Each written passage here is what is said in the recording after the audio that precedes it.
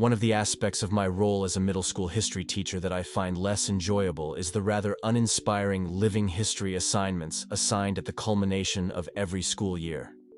Students are tasked with sitting down with their grandparents to either videotape, record, or transcribe their oldest memories, ostensibly for posterity and, more cynically, as an easy way to boost their GPA.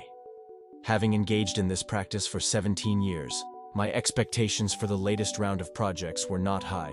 I assumed they would be just as dull, if not more so, especially given the academic aptitude of the current class. Not the brightest bunch, to be frank. Feeling a sense of trepidation, I headed home, poured myself a glass of wine, and braced myself for a night filled with the usual monotony of, when I was your age, I only had 2 pairs of pants, and my brother was beaten with a newspaper for launching a baseball into the neighbor's yard. The projects inevitably contained innocent comments from the elderly, occasionally veering into hilariously sexist and racist territory, provoking laughter more out of awkwardness than genuine amusement. In my class, there was a girl I'll refer to as Livia, chubby, quiet, and a consistently excellent student. I anticipated her project to be as unremarkable as her demeanor, which might explain why I was surprisingly excited about what unfolded that night. Curiously, Livia had submitted 2 discs, and I decided to start with the one labeled Interview. My screen stuttered twice before revealing a grainy image of a cluttered living room. Livia was seated in a chair, clutching a notepad, resembling a frightened animal. Across from her sat a man with a grim expression, smoking a cigarette and looking at her expectantly. A woman's voice whispered from behind the camera, prompting Livia to begin the interview with her great-uncle Stephen, who seemed more at home in a foxhole than answering questions. Livia deviated from the scripted questions I had provided, asking if he enjoyed being in the military. This unexpected question garnered a smoker's wheeze from great-uncle Stephen. No, I was glad to get out of my town, though. When Livia inquired about his service in the Balkans and compared it to their current location, Bosis, I realized her knowledge was somewhat lacking. Despite her off-script inquiries, she seemed genuinely interested.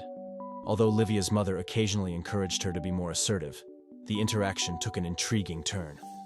Livia, breaking from the mundane, asked, "Uncle Stephen, what's your worst memory of the army?" The elderly man extinguished his cigarette in the ashtray, then rose slowly from his chair. "I'll be back," he muttered, and the camera turned off. Upon the screen's revival, everything appeared the same, except Uncle Stephen now had several sheets of paper and plastic sleeves on the coffee table. One of them he held in his hand. "I was a kid when I joined the service," he said, gazing at Livia. "The same age as your brother," he informed her, and Livia nodded. "I was never in combat. Both of my deployments were in cities in Eastern Europe that had been ravaged by civil wars. Everything was a mess. I felt like a janitor, for crying out loud." "Ahem," Mom coughed. Great-uncle Stephen sighed and looked at his paper. "My unit was sent to a school that was destroyed by violence. Broken windows, collapsed rooms, and somehow what struck me most was that the school had been in that condition for years before we got there. No one had lifted a finger to fix it. I've seen kids walk past it when they go to ask for money or some other nonsense." The camera panned down to the floor, and I heard Mom whisper sternly to great-uncle Stephen.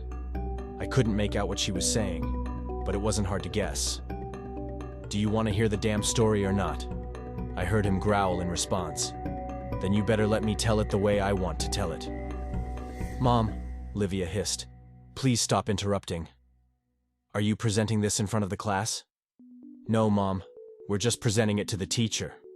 "I'm sure he's heard the word shit before," great-uncle Stephen obligingly prompted. I wasn't really a he, but otherwise the statement was accurate. The camera was up, and after a few fuzzy focus adjustments, the shot came out the same as before. "I'm talking too much anyway," he muttered. He picked up the piece of paper he held in his hand and brought it closer to his face. "I found this letter in the basement. I didn't know what it said, but I had my buddy translate it. So now, I'm going to read it, and then I'll tell you what I saw in that basement." A chill ran down my spine. Mom zoomed in on great-uncle Stephen and his letter. His paralyzed hands shook as he held the paper. This is what he read. "Dear Sir, I have never loved my country. Many of these skirmishes are born of patriotism, a struggle for power over shards of a once great empire. But I don't care what name my home is on the map. These battles are pointless, and I stay as far away from them as I can. It wasn't these attacks and disorganized violence that took the lives of my wife and child. It was the disease. Fortunately, for the child, it passed quickly. Olga suffered longer. I watched in horror, realizing that there was nothing I could do to help them. The only consolation was that I was by their side every step of the way. One day, I stopped going to work and no one followed me. They hardly noticed my absence. Since the school was across the field, visible from my window, it would have been easy to leave for a few hours each day and quickly return home to take care of them. But what was the point of that? All I did was scrub the floors. I was as useless to the world as I was to my family. I tried to take Olga to the hospital, but the trip was too long and tiring. I brought her home, and that same night she died. After Olga and the baby were gone, I don't remember much. I didn't leave my cabin, hardly ate or slept, and thought about suicide many times. As tempting as it was, I felt paralyzed by my own helplessness. The only thing that kept me sane was the radio. I didn't turn it off once. I didn't listen to the words being spoken there, though. In fact, the channel I understood best was in English, I think, which I don't know a word of. But the voices, the music, and the true knowledge that life exists outside of this brutal city kept me going. I have no idea how long it was before I saw the light again. I was dizzy with hunger, so finding food became my first priority. Of course, I had a radio with me. Since I first set up my shelter, it has been with me everywhere. It talks to me when I sleep and when I wake up. I don't know what it says, but I know that without it I would die. As I drank water and ate, it occurred to me that the only thing left to do was to get back to work. So I did. The next morning I just went back to the school where I worked as a janitor and got back to work. No one paid any attention to it. As I mentioned, Olga had been unwell for an extended period, and those at the school were aware of it. I appreciated that no one pressured me to return to work during the most challenging days of my life. The teachers didn't engage in lengthy conversations with me, but we exchanged smiles in the hallways. And perhaps that mutual respect influenced my decision to return in the first place. The place was in disarray without me, so I grabbed a broom and rags from the closet and got to work cleaning up. I'm aware that everyone is grateful to have me back. The best part is that no one pays attention to my radio. I carry it with me everywhere, keeping the volume low enough not to disturb the students. No one has ever complained, and I even suspect they enjoy it. Although the schoolhouse isn't very large, it demands constant maintenance. The floors are perpetually sticky and stained, so I spend the majority of my time mopping. The kids tend to create a mess, which is probably why my services are still required. Occasionally, I have to rearrange things to ensure every spot on the floor is nice and clean, and I take pride in it. The renovations are another aspect I enjoy. The school constantly requires repairs, and I happily contribute. Whether it's restoring a desk that broke while I was whistling along with the radio or addressing more serious structural issues, I feel truly useful on days like this. I sense that I'm a crucial part of a larger mechanism, and I wonder how the school would manage without me. It took a while, but I finally feel like I have a purpose again.